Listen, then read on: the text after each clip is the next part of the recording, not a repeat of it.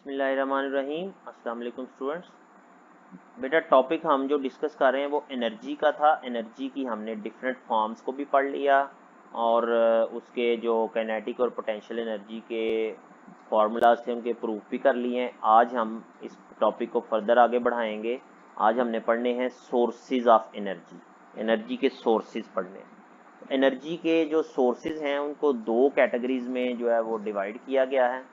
सबसे पहली बात तो ये याद रखें कि एनर्जी के जो मेन सोर्स हैं वो बेसिकली सोर्स है एनर्जी का सबसे बड़ा सन से आने वाली एनर्जी कभी ख़त्म नहीं हो सकती। इसके अलावा हम विंड से भी एनर्जी लेते हैं, वाटर से भी लेते हैं और इसके अलावा और भी बहुत सारे ऐसे मटेरियल हैं जिनसे हम एनर्जी ले सकते हैं। तो मेन कैटेगरीज जो एनर्जी सोर्सेज की हैं वो दो हैं। एक है non renewable sources of energy और दूसरे हैं रीन्यूएबल सोर्सेज। नॉन रीन्यूएबल कौन से हैं? जिनको आप एक दफ़ा इस्तेमाल कर लें तो वो दोबारा से इस्तेमाल नहीं हो सकते बल्कि ज़ाया हो जाते हैं। जैसे कि कोयला जला लिया आपने, ख़त्म हो गया। पेट्रोल जला लिया, ख़त्म हो गया। गैस जला ली, ख़त्म हो गई। इसी तरह से कुछ न्यूक्लियर फ्यूल्स हैं, उनको आपने जला लिया। जो हमने पीछे न्यूक्लियर एनर्जी पढ़ा उसमें मैंने बताया था आपको फिशन और फ्यूजन रिएक्शन जो है, तो उसमें जो मटेरियल इस्तेमाल होता है न्यूक्लियर फ्यूल, यूरेनियम वगैरह, वो एक दफ़ा इस्तेमाल कर लिया तो ख़त्म हो गया। तो इस तरह से बहुत सारे ऐसे मटेरियल्स हैं जिनको आपने एक दफ़ा यूज़ किया तो वो फिनिश हो जाएंगे, उनको हम कहते हैं non renewable sources of energy. उसके बाद कुछ रीन्यूएबल भी हैं, जैसे वाटर से जो एनर्जी हमें मिलती है वो रीन्यूएबल है। वाटर कभी ख़त्म नहीं होता, सिर्फ उसकी मोशन से हम एनर्जी लेते हैं। विंड से एनर्जी लेते हैं, वो भी रीन्यूएबल है। इसके अलावा सन से लेते हैं, वो भी रीन्यूएबल है। तो उनको भी हम डिस्कस करेंगे, रीन्यूएबल सोर्सेज को भी, नॉन रीन्यूएबल को भी। आज हम नॉन रीन्यूएबल सोर्सेज पढ़ते हैं। उसमें सबसे पहले है फॉसिल फ्यूल्स। ये फॉसिल फ्यूल्स कौन से हैं? कोल, ऑयल और गैस। इनको हम फॉसिल फ्यूल्स बोलते हैं इकट्ठे, क्योंकि फॉसिल फ्यूल्स का मतलब होता है रिमेन्स ऑफ डेड ऑर्गेनिजम्स। तो साइंटिस्ट ये कहते हैं कि ये जो कोल, ऑयल और गैस है ना, ये डेड ऑर्गेनिजम्स के रिमेन्स हैं, ज़मीन के अंदर जो दब गए थे किसी वक्त में, वो पौधे या दरख्त बड़े बड़े या जानवर, तो उनके ऊपर जो है वो सॉइल का प्रेशर पड़ा आहिस्ता आहिस्ता और ऑक्सीजन की गैर मौजूदगी में वो सॉलिड, लिक्विड और गैस फॉर्म में कन्वर्ट हो गए। सॉलिड में कोल बना, लिक्विड में ऑयल बना और गैसियस फॉर्म में गैस बन गई जो हम इस्तेमाल करते हैं।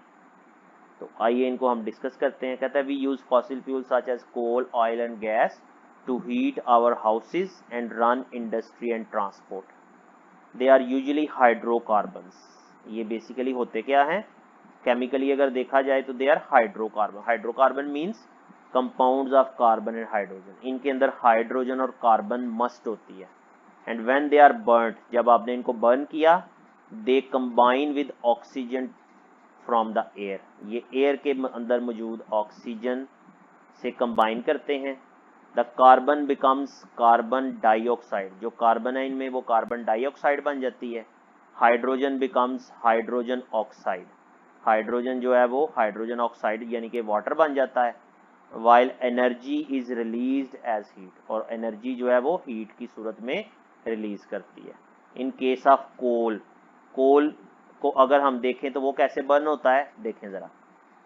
कोल के अंदर कार्बन है, तो कार्बन जो है वो ऑक्सीजन से मिली और इससे बना कार्बन डाइऑक्साइड और हीट एनर्जी, यानी कि हाइड्रोकार्बन ऑक्सीजन से मिला, कार्बन डाइऑक्साइड बनी और वाटर बना और साथ इसके हीट एनर्जी मिल गई। तो ये इतना सा जो हमने पढ़ा है, इस पे आप क्वेश्चन क्या लिख सकते हैं? अभी तक हमने जितना पढ़ा है कि how fossil fuel are burned. ठीक है। अच्छा, इसके बाद why fossil fuels are called non renewable sources of energy, वो यहाँ पे लिखा हुआ है।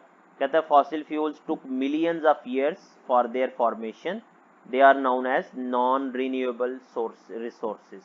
We are using fossil fuels at very fast rate. Their use is increasing day by day to meet our energy needs. If we continue to use them at present rate, they will be soon exhausted. Once their supply is exhausted, the world would face serious energy crisis. अगर ये ख़त्म हो गए तो हमें energy के crisis बहुत ज़्यादा पैदा हो जाएंगे। Thus, fossil fuels would not be able to meet our future energy needs. This would cause serious social economical problems for the countries like us. Therefore, we must use them wisely, and at the same time we should develop new energy sources for our future survival. कहते हैं हमें future survival के लिए और energy sources भी develop करने चाहिए। अच्छा, इसमें अगर आपको नॉन ये आ जाए why fossil fuels are non renewable sources, तो आप इसका आंसर जो है वो इतना भी लिख सकते हैं, सिर्फ इतना भी काफ़ी है। ये अगला पैराग्राफ आप छोड़ भी सकते हैं। अच्छा, इसके बाद आगे why fossil fuels are harmful for us, उसको भी हम डिस्कस करने लगे हैं। कहता है moreover fossil fuel release harmful waste products. These waste include carbon monoxide and other harmful gases which pollute the environment. This causes serious health problems. कहता है ये environment को pollute करते हैं और इनसे बहुत harmful gases निकलती हैं और हमें बहुत सारे सेहत के मसाइल इनसे पैदा हो सकते हैं, जैसे headache, tension, nausea, allergic reactions, irritation of eyes, nose and throat. ये सारी हमें जो है वो प्रॉब्लम्स इनसे आ सकती हैं। इसके अलावा कहता है long exposure of these harmful gases may cause asthma, lung cancer, heart diseases and even damage to the brain, nerves and other organs of the body. इसके अलावा कहता है अगर मुसलसल हम इन गैसेस को जो है वो इन करते रहें, ये गैसेस हमें जो है वो किसी ना किसी सोर्स से मिलती रहे, तो फिर हमें ये सीरियस बीमारियां भी लग सकती हैं जो सारी इधर मेंशन है। तो इस पे क्वेश्चन क्या लिखेंगे, why fossil fuels, burning of fossil fuel is harmful for अस।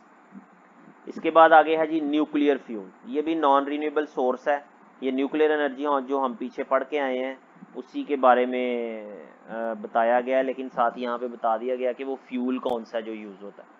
कहता है nuclear power plants we get energy as a result of fission reaction. ये मैं ऑलरेडी आपको बता चुका हूँ फिशन रिएक्शन क्या होता है। During fission reaction heavy atoms such as uranium atom split up into smaller parts releasing a large amount of energy. इससे हमें बहुत ज़्यादा एनर्जी मिलती है। Nuclear power plant give out lot of nuclear radiation and vast amount of heat. Nuclear power plant से बहुत ज़्यादा energy जो है वो हीट की सूरत में मिलती है और साथ बहुत सारी रेडिएशंस भी निकलती हैं। A part of this heat is used to run power plants. इस हीट का कुछ हिस्सा पावर प्लांट को रन करने के लिए इस्तेमाल किया जाता है। While a lot of heat goes waste into the environment, जबकि बहुत ज़्यादा बाकी जो भी हीट है वो एनवायरनमेंट में चली जाती है और ज़ाया हो जाती है। तो इसको भी एक दफ़ा यूज़ कर लिया तो ये दोबारा काबिल इस्तेमाल नहीं रहता, इसलिए ये भी नॉन रिन्यूएबल सोर्स है एनर्जी का। तो इस पे क्वेश्चन आप लिख सकते हैं what do you know about nuclear fuels. बाकी हम रिन्यूएबल सोर्सेज को इंशाल्लाह नेक्स्ट लेक्चर में डिस्कस करेंगे। अब तक के लिए इतना ही है। थैंक यू, अल्लाह हाफिज़।